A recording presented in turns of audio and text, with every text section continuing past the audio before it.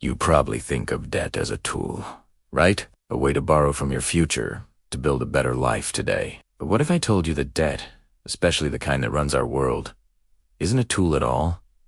What if it's a weapon? To really get this, we need to rewind the clock, way back to the chaotic roots of modern finance. Imagine Europe in the 1600s. Wars are constant, kings are going broke, and merchants are desperate for some kind of stability. Out of this financial chaos, the world's first central bank is born in Sweden in 1668. It wasn't just a bank. It was a promise to manage credit and stabilize the economy. But here's the catch. This stability came at a hidden price, a cost that would ripple through centuries, growing from a whisper to a deafening roar. Now, let's jump to England, 1694.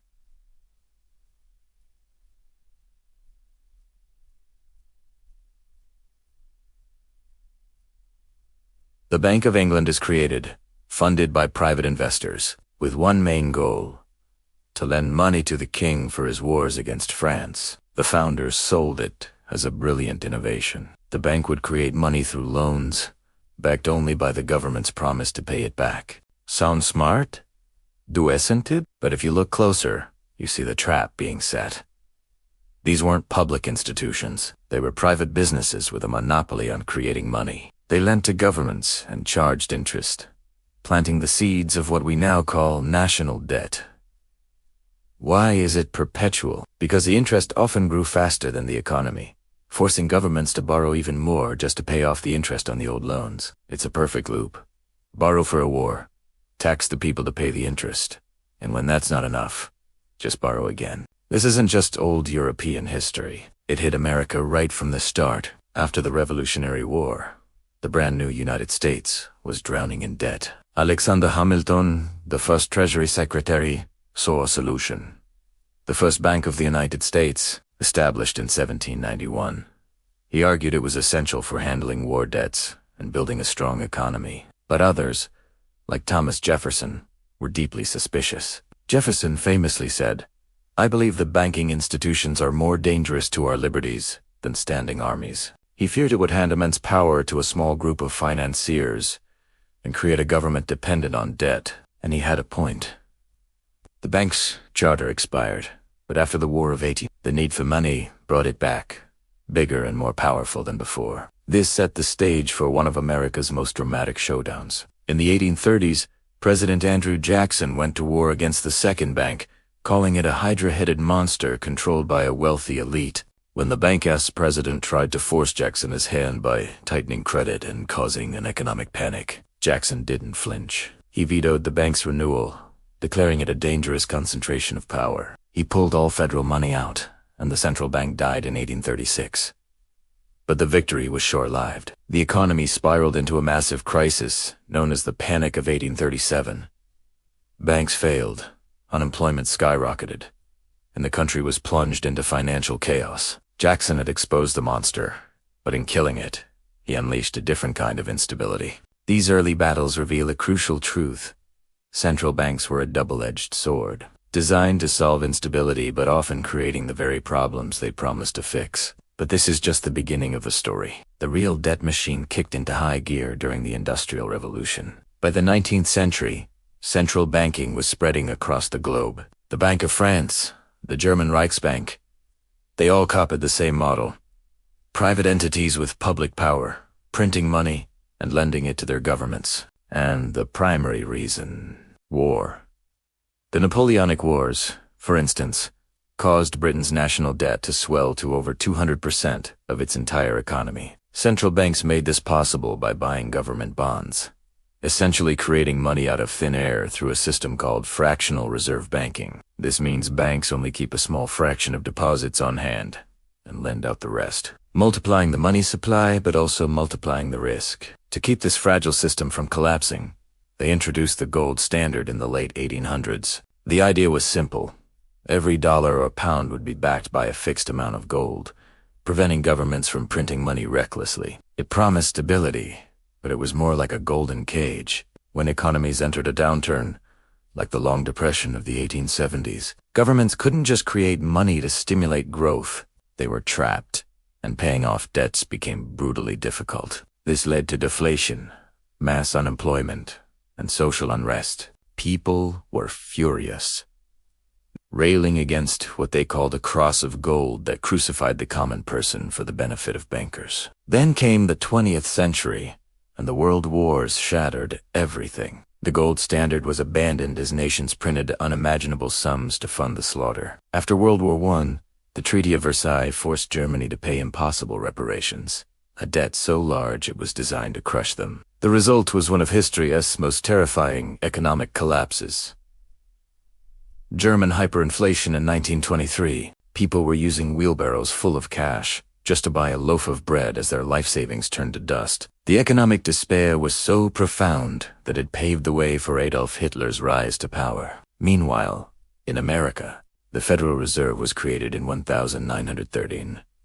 Born from a secret meeting of powerful bankers and politicians on a private island, it was pitched as the ultimate solution to financial panics. But its early years were rocky. In the 1920s, the Fed's decision to tighten credit triggered a sharp recession, a dark foreshadowing of what was to come. The Great Depression of 1929 was the ultimate test, and the system failed spectacularly. The Fed, created to be a lender of last resort, stood by as thousands of banks collapsed. The economy spiraled into a vortex of debt and deflation. President Franklin D. Roosevelt responded with the New Deal, seizing private gold, devaluing the dollar, and massively expanding government borrowing. The national debt tripled in just a few years, but the true empire of debt was built after World War II. In 1944, world leaders met at Bretton Woods and designed a new global financial system. The US dollar, backed to be gold, became the world's reserve currency. The International Monetary Fund, or IMF, and the World Bank were created to stabilize the global economy. America helped rebuild war-torn nations with the Marshall Plan. But this aid came with strings attached, opening their markets and becoming dependent on the dollar. This is where debt truly became a weapon. Developing nations were encouraged to take out huge loans from the World Bank for big infrastructure projects. But the terms always favored the lenders. When the oil shocks of the 1970s hit, banks were flooded with cash and started lending recklessly, especially to Latin America.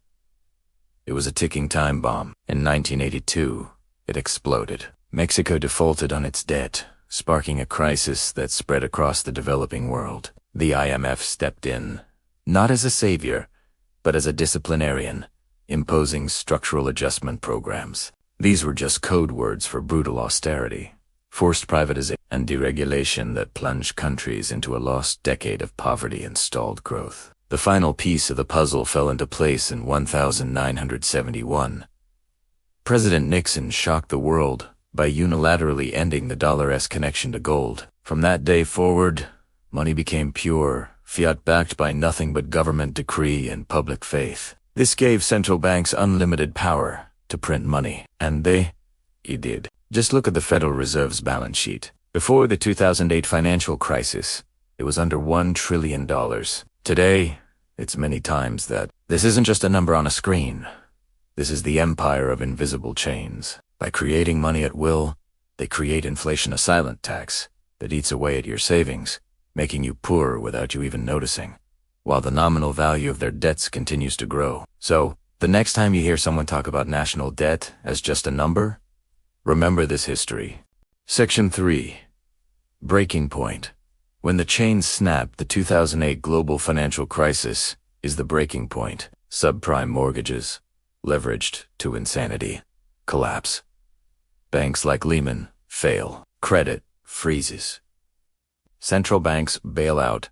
Fed injects $700 billion via TARP, ECB. Trillions in loans. But who pays? Taxpayers. Greece's 2010 crisis exemplifies.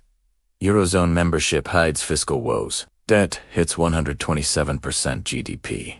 IMF bail out 110 euros billion. But austerity cripples unemployment 27%. Suicides spike. Cause overbearing, masked by low rates. Effect: sovereign debt contagion to Ireland, Portugal, Spain. Africa's story is grim. Zambia defaults in 2020 on $17 billion. IMF loans demand cuts to subsidies, sparking protests. By 2025, low-income countries face $741 billion in net debt outflows. From 2022 to 2024, the largest in 50 years. Section 4. Fallout. The human cost of broken promises. Fallout is visceral. In Argentina's 2001 default, 50% poverty rate. Water economies emerge.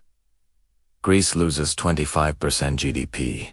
Youth exodus. Globally, debt servicing diverts funds from health, education. IMF's legacy of structural violence traps nations in dependency. Africa $1 trillion debt by 2025 stifles development. Section 5. Failed fixes. Patches on a sinking ship. Fixes fail repeatedly. Debt forgiveness like HIPC in 1996 relieves $130 billion but doesn't address roots. New loans pile on. Key inflates assets for the rich, widens inequality. Hibente, ASA, 2020 debt service suspension. Temporary relief, but debts accrue interest. Common framework for debt restructuring. Slow, ineffective only. 4 countries apply by 2023. Cause. Fixes treat symptoms, not the debt creation machine. Effect. Cycles repeat.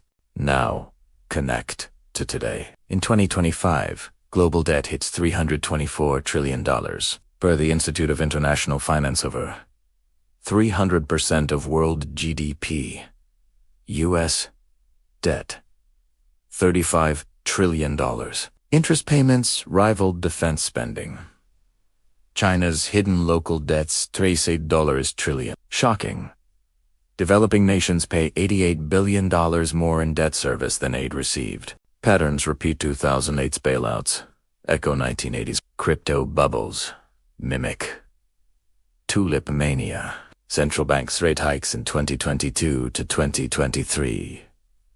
Crush emerging markets. Just like Volcker's 1980s. 3 takeaways.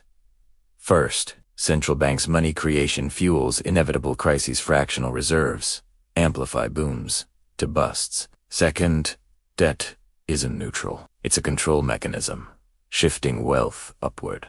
Third, awareness is key. Understand the system to demand change. Warning: if patterns hold, the next crisis could dwarf 2008 hyperinflation or defaults looming. What if the creditor is us, through pensions invested in bonds?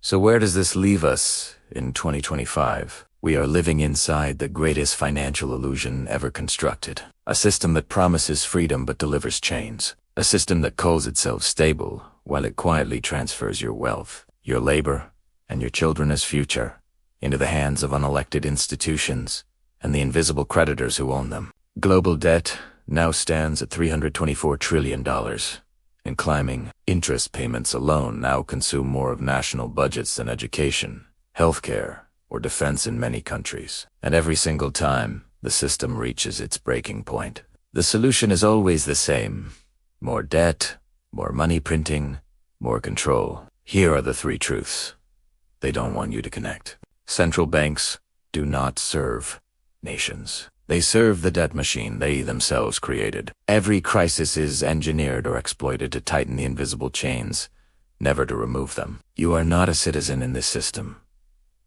You are collateral. This is not a conspiracy. This is cause and effect written across 4 centuries of history, and it is accelerating right now. The warning is simple.